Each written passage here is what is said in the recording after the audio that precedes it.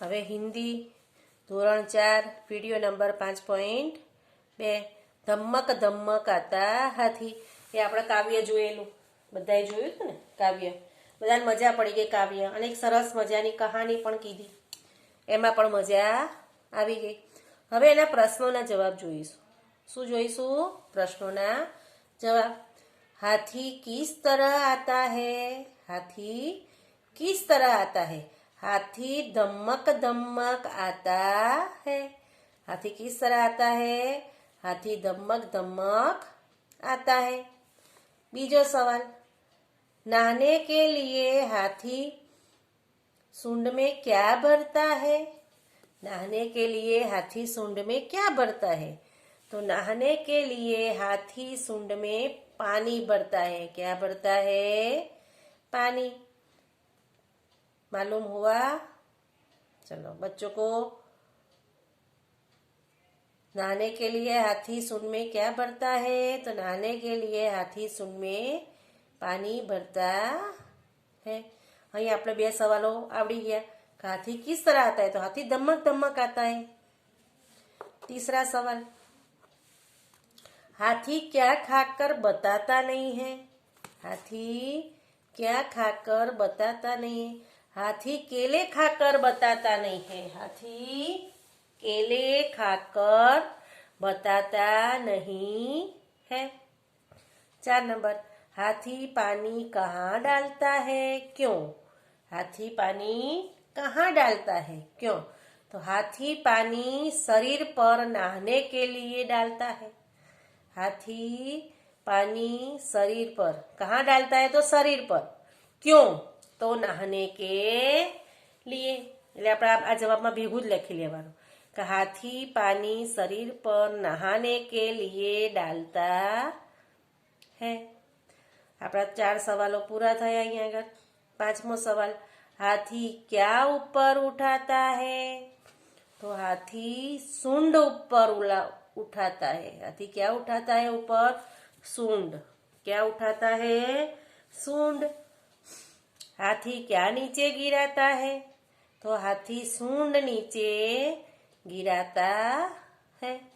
हाथी क्या घुमाता है? हाथी अपनी सूंड घुमाता है. આપણા કવિતા વાંચી, अपनी सूंड है ना, उठाता हाथी अपनी सूंड, गिराता हाथी अपनी सूंड, उठाता हाथी अपनी सूंड, हिलाता हाथी છે ને. એટલે આપણે એની ઉપરથી જ જવાબો છે, એટલે આપણને બધાને આવડી જશે. हाथी क्या घुमाता है? हाथी अपनी सूंड घुमाता है. हाथी के कितने पैर होते हैं? हाथी के 4 पैर होते हैं. તમે બધાએ હાથી જોયો છે ને? આપણે ઘણી વાર આવે છે આપણા ઘરની આજુબાજુ. તમે જુઓ તો રોડ ઉપર પણ હાથી એના બાવાઓ સાથે હોય છે. એ આપણે જોયો છે, હાથી જોયો છે ને. અને આપણે ટીવીમાં પણ જોયો છે. હાથીની લાંબી સૂંઢ હોય, જાડો પાડો હોય, હાથી 4 થાંભલા જેવા પગ હોય, સુપડા જેવા કાન હોય, લાંબી સૂંઢ હોય. એ આપણને ખબર જ છે હાથી કેવું હોય. ખબર છે ને બાળકો? સરસ.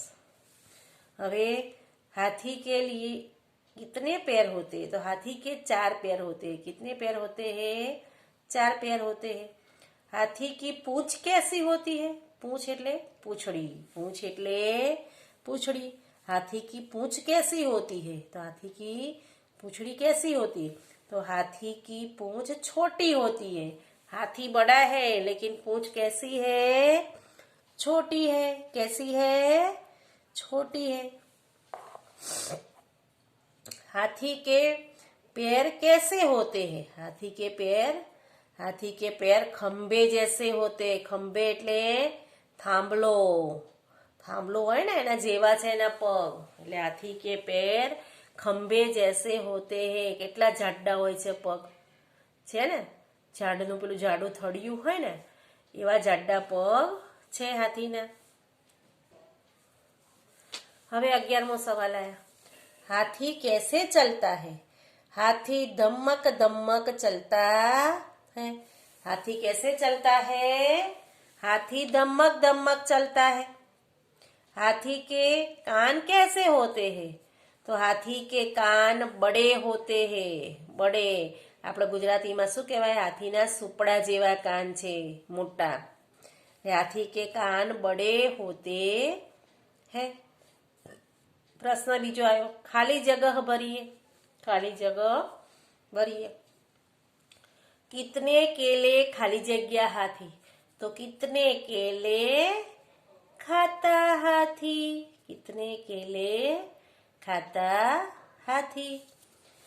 बीजी खाली जगह है धमक धमक खाली जगह थी धमक धमक जाता हाथी. धमक धमक आता हाथी. धमक धमक जाता हाथी. जब खाली जगह में जाता हाथी. जब पानी में, कहाँ? पानी में जाता हाथी. अपनी सूंड खाली जगह हाथी. अपनी सूंड उठाता हाथी. अपनी सूंड उठाता हाथी. धमक धमक जाता, શું આવે ખાલી જગ્યામાં? હાથી. ધમક ધમક જાતા હાથી. હવે પ્રશ્ન ત્રીજો આવે, શબ્દ કાટકર સહી વાક્ય બનાવીએ. શબ્દ કાટકર સહી વાક્ય બનાવીએ. હાથી सूंड में पानी અને ઓપ્શનમાં છે રસ ભરકર નહાતા હે.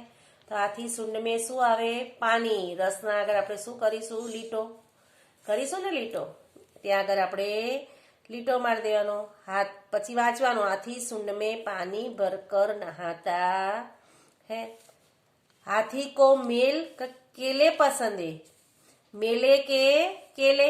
तो हाथी को केले पसंद है. मेले अगर આપણે શું મારીશું? ચોકડી. પછી આપણે વાંચી જોવાનું, हाथी को केले पसंद है. हाथी दूम અને सूंड हिलाता है. दूम એટલે શું થાય ખબર? દૂમ એટલે પૂંછડી અને સૂંઢ એટલે એની આગળ સૂંઢ હોય છે ને એ. તો હાથી દૂમ ઉપર આપણે શું મારીશું? ચોકડી. હાથી સૂંઢ હિલાતા હે. હાથી સૂંઢ हिलाता है. हाथी के 2 અને 4 पैर होते हैं. तो हाथी के कितने पैर होते हैं? 4. कोई भी प्राणी हो ना, जानवर, उसके 4 ही पैर होते हैं. मनुष्य के 2 होते हैं. बाकी सभी के कितने होते हैं? 4 पैर होते हैं. तो हाथी के 4 पैर होते हैं. 5 नंबर, हाथी के पैर खंबे और टहनी जैसे होते हैं. टहनी जैसे होते हैं. टहनी એટલે હાવ પાતળા. તો ના, हाथी के पैर खंबे जैसे होते हैं. टहनी આગળ આપણે શું કરીશું? લીટો કરીશું. હવે એના પછી નીચેના ગુજરાતી વાક્યોનું અનુવાદ કરો. અનુવાદ ગુજરાતીમાં કરો છે, એમનું હિન્દીમાં કરવાનું છે. હાથી જોશ ભેર આવે છે, આવું લખેલું હોય ગુજરાતીમાં, એટલે આપણે એને હિન્દીમાં લખવાનું કે હાથી ધમક ધમક આતા હે. જોશ ભેરનો અર્થ થાય ધમક ધમક. હાથીનો હાથી આવે છે એટલે આતા હે. હાથી ધમક ધમક આતા હે. થઈ ગયું પૂરું. હવે આગળ જોઈએ. હવે બીજો, હાથી પોતાની સૂંઢ હલાવે છે. એનું આપણે હાથીનું હાથી, પોતાની એટલે અપની, સૂંઢ એટલે સૂંઢ, હલાવે એટલે હિલાતા હે. એનું આપણે હિન્દી કરી દેવાનું આવી રીતે કે હાથી अपनी सूंड हिलाता है. 3 નંબર, હાથી સૂંઢમાં પાણી ભરીને નહાય છે. તો હાથીનું હાથી, સૂંઢનું સૂંઢ, માનું મે, પાણીનું પાણી થઈ જશે, ભરીને એટલે ભરકર, નહા એટલે નહાતા હે. એ જ આપણે હિન્દી બનાવવાનું, હાથી સૂંઢ में पानी भरकर नहाता है. હાથીને 2 કાન હોય છે. તો હાથીનું હાથી, ને એટલે કે 2 એટલે 2, કાન એટલે કાન, હોય છે એટલે હોતે હે. तो हाथी के 2 कान होते हैं. 5 नंबर, हाथी ने पानी में मजा पड़े छे. तो हाथी को पानी में मजा आता है. हाथी को पानी में मजा आता है. प्रश्न 5मो आया, विकल्प पसंद करीने लखो. હવે આપણે વિકલ્પ પસંદ કરવાનો. પૃથ્વી પર હાથી कैसा प्राणी है? छोटा, बड़ा, नाटा. नाटा એટલે જાડા. તો કે શું આવશે આમાં? બ. આપણે શું લખીશું? બ. बड़ा प्राणी है। हाथी कैसे आता जाता है? धमक धमक जल्दी जल्दी तेजी से। तो આપણે જવાબ શું આવશે? ધમક ધમક। એટલે શું જવાબ આવ્યો? અહીંયા આગળ અ આવ્યો। હવે આગળ, हाथी किस में पानी भरकर नहाता है? सूंड में, मुंह में, दोनों में। तो શું આવે? सूंड में। सूंड में पानी भरकर नहाता है એટલે અ આવે। શું આવે જવાબમાં? અ। 4 नंबर, हाथी की कितनी आंखें होती है? 1, 2, 4। कितनी आंखें होती है? 2। सभी प्राणियों की और अपनी सभी की 2 ही आंख होती है। हाथी क्या उठाता गिराता है? पैर, दुम के सूंड? तो सूंड। શું આવશે? ક। सूंड उठाता गिराता है। 6 नंबर, हाथी शाकाहारी है या मांसाहारी?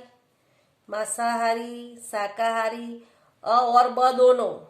तो नहीं, शाकाहारी है। क्या है? शाकाहारी प्राणी है। जवाबમાં શું આવશે? બ આવશે। शब्दों के अर्थ दीजिए। शब्दों के अर्थ दीजिए। धमक એટલે જોશ મેર, આતા એટલે આના, પાણી એટલે જલ, નીર, સલીલ, સલીલ એટલે પણ શું થાય? પાણી,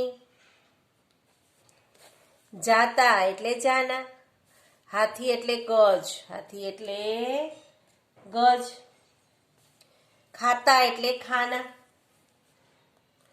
હવે पढ़िए और समझिए। उठाना तो गिराना, आना तो जाना, छोटा तो बड़ा, ऊंचा तो नीचा, पकड़ना तो छोड़ना। હવે આપણે આ વિરુદ્ધાર્થી શબ્દો જોયા। હવે એ શબ્દો ઉપરથી જ આપણે નીચેના વાક્યો બનાવવાના છે। આ ઉઠાના, गिराना, तो गिरे हुए को उठाना चाहिए।